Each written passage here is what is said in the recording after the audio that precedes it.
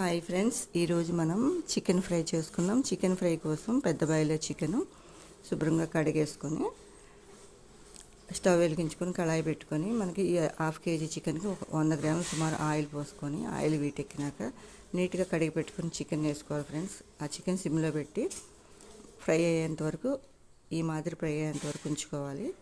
ఇప్పుడు మనం తడి మసాలా వేసుకోవాలి. ఈ తడి మసాలా అల్లం, వెల్లుల్లి, చెక్క, లవంగాలు, యాలక్కాయ, గసగసాలు, ఎండు కొబ్బరి వేసి పట్టాను. ఈ కొబ్బరి కూడా వేసుకున్నాక సిమ్లోనే ఉంచి ఈ మసాలా మొత్తం ఏగిపోయేటట్టు ఒక 10 నిమిషాలు సిమ్లో పెట్టి వేయించుకుందాం. ఈ మసాలా మొత్తం పచ్చివాసన పోయి శుభ్రంగా ఏగిపోయినాక మనం టమాటాలు ఒక 2-3 ఫ్రెండ్స్ పులుపు కోసం పుల్లగా ఉన్న టమాటాలు అయితే 2 సరిపోతాయి. నాటు టమాటాలు సన్నగా తరిగేసుకొని వేసుకుందాం.